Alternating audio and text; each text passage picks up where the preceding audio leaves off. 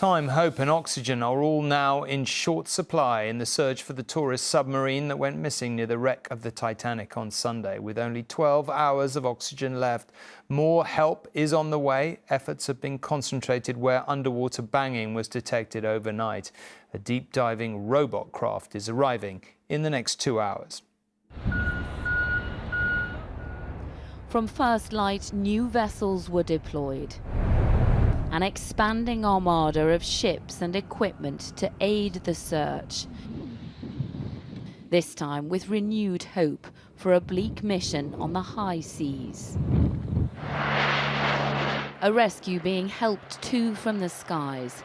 Planes heading for this site, where noises were detected by sonar 900 miles east from Cape Cod. There have been multiple reports of noises, and every one of those noises is being analyzed. The ocean is a very complex place.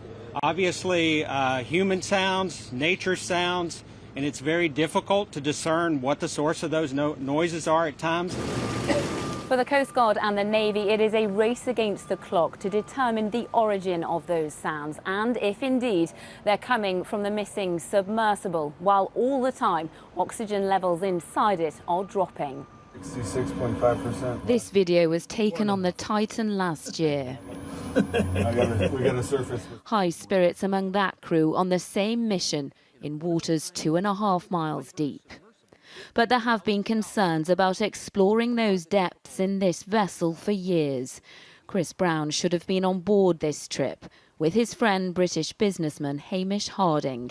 He went, Chris chose not to. I think most explorers assess the risks before deciding to go on an expedition. It's been quite a few years that they'll have been planning this expedition. They'll have looked at the risks and decided those were risks that they wanted to take. We run the whole thing with this game controller. Come on! Safety fears over the craft and its parts have been alluded to in the US media before.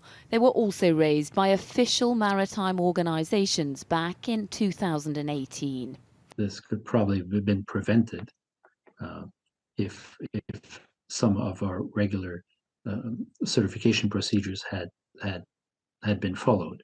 In the end, it is an experimental vehicle. A lot of risk is being taken, and it's a big gamble.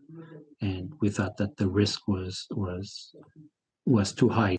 It is an uncertified vehicle in uncharted waters, with time diminishing to save the lives of a father and his son, a British businessman, a French explorer, and the American who owns the vessel. Lucy Watson, News at 10, Boston. And Neil Connery is in Halifax tonight, the centre of the Canadian rescue operation. Neil, clearly, as we've said many times, but time really is running out now. Can you bring us up to date on the search effort and the role Canada is playing in it? Absolutely critical hours, Tom, as you say. Canada is playing a crucial role in this international search operation. Everything from the Canadian side is being controlled behind me here at the Joint Rescue Control Centre here in Halifax.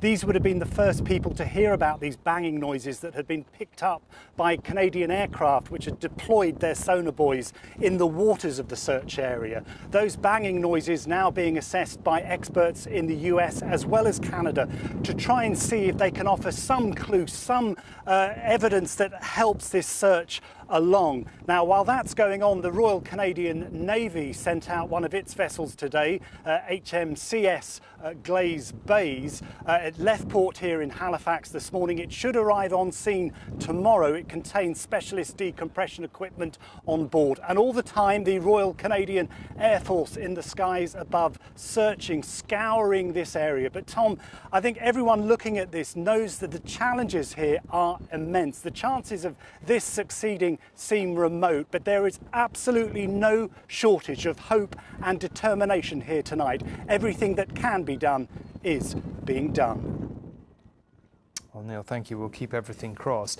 If the submarine is stuck on the ocean floor, only a handful of remotely operated vessels in the world can get down that deep, and the first one still hasn't arrived. Martin, our science correspondent, is here to guide us through what is looking like an increasingly improbable rescue. Martin. Well, Tom, before the rescue can even start, they've still got to find Titan. And just a reminder that It is a vessel about the size of a transit van in a search area 1.5 times the size of Wales.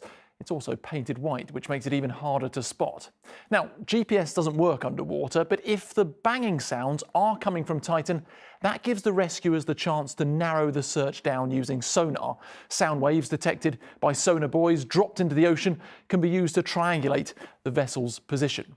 Now, there are already 5 ships and 2 robotic submersibles in the ocean near the search site, and there are 5 more ships on their way.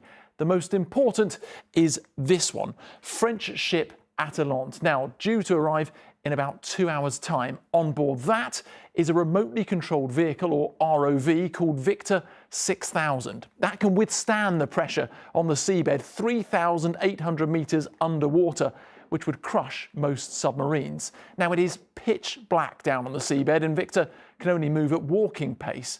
But if it finds Titan, it could either free it from whatever may be trapping it on the seabed, allowing it to float to the surface, or attach a rig, enabling it to be winched back up. Now, the US Navy managed to do just that with an F-35 jet like this one in the South China Sea, which had sunk to a similar depth last year.